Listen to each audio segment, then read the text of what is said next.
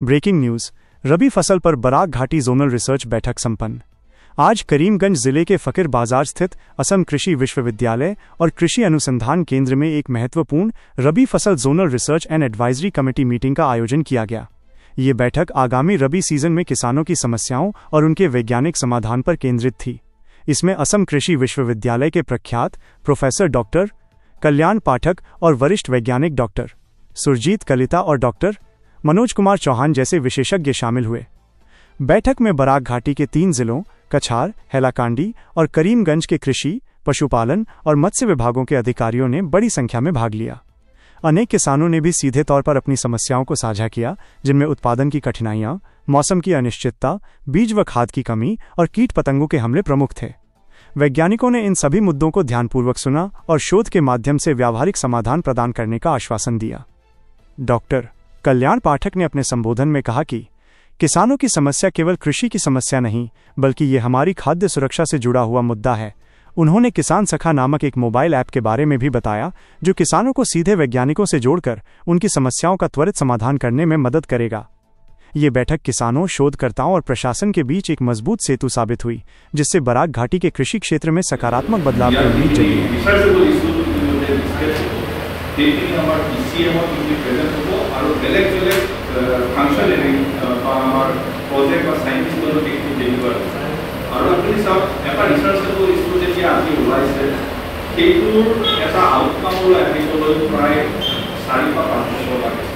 আমি প্রথম ডেভেলপ কৰিব লাগিব। সেই হিচাপত যোনজন সাইণ্টিষ্টে যোনজন তেওঁ ৰিচাৰ্চ কম্পিটিশ্যন কৰিব লাগিব, টেকনলজিটো কেনেকৈ কৰিম, কি কৰিম, আৰু সেইখিনি পৰ্যায়ক্ৰমে গৈ পেলাই আমাৰ জেনেৰেশ্যন এবাৰ টেষ্ট কৰিব, তাৰপিছত ফাইনেলি ফাৰ্মাৰ্ছৰ তাত টেষ্ট কৰিব through dedication in terms of quality. গতিকে তাৰ কাৰণে অকল সময় লাগে। নিশ্চয়কৈ আপোনালোকৰ যিখিনি সমস্যা আছে আমাৰ পৰা যিখিনি আপোনাক নিশ্চয়কৈ সেইখিনি সমাধান হ'ব বুলি মই আশ্বাস দিব পাৰোঁ।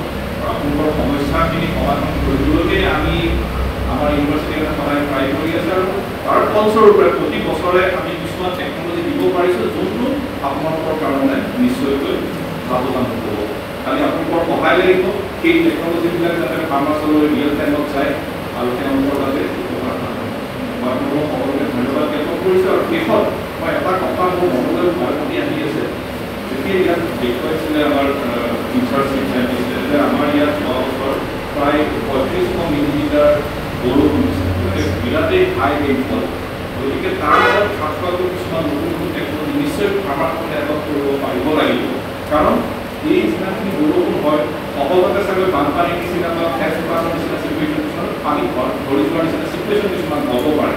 আৰু সেইকাৰণে অলপ নতুন কিছুমান টেকনলজি আহিছে। তাৰ ভিতৰত এটা উন্নত টেকনলজি হৈছে ৰেইন এণ্ড ছাংকেন ৱেল, মানে খান্দি পেলাই আমি অকণমান উৎসদাকৰ কৰি দিম আৰু মাজত অকণমান দ হৈ থাকিব। সেই মাজৰ দখিনিত ইতিমধ্যে আমাৰ টেষ্ট কৰি চাইছে IFS মডেলৰ মাধ্যমেৰে আমাৰ গৱেষণাৰ গৱেষণা কৰে, আৰু আমি কি কৰোঁ সেই গৱেষণাৰ ফলবিলাক হ'ব গ'লে মানে আমি বেলেগত লগাওঁ, মানে লগাই এনেকুৱা অৰ্থত যে বস্তুটো এটা ভাল হিচাপত সেইকাৰণে গৱেষণা কৰিলে গৱেষণা মই প্ৰথমতে মই কৃষকসকলকে সম্বোধন কৰিম।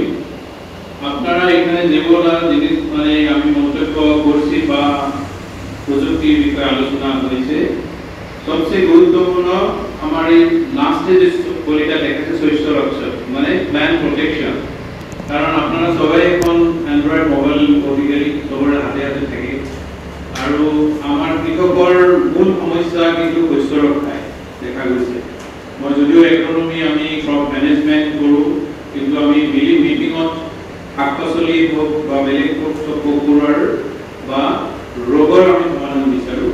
গতিকে এই এপছটো আপোনালোকে ডাউনলোড কৰি ব্যৱহাৰ কৰিব।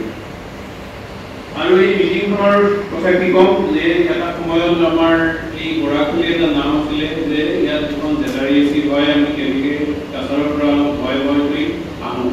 তাত যিখিনি ইয়াত অফিচাৰ্ছ আহিছিলে গোটেই ভেলি মানে জইণ্ট ডাইৰেক্টৰৰ পৰা আদি কৰি আজি অন্তত মই এটা ভাল লাগিছে ডক্টৰ চৌহানে কোৱাৰ দৰে, যদিও আমাৰ মানুহ কম আজি আমাৰ বৰষুণৰ কাৰণে এটা লাষ্ট অৱস্থালৈও আপোনালোকৰ এটা এক্টিভ পাৰ্টিচিপেশ্যন বা চিন্তা মিটিংখন হ'বনে মানুহ আহিবনে, কাৰণ গোটেই মিটিংখনৰ বেকতে মানে মই প্ৰত্যেকটো বস্তুতে বাকী ভাল লাগে তাতে মিটিংখনৰ ডিছকাশ্যন এইবাৰ যদি মই আজিলৈকে সাংস্কৃতিক আমাৰ সাংবাদিক আছে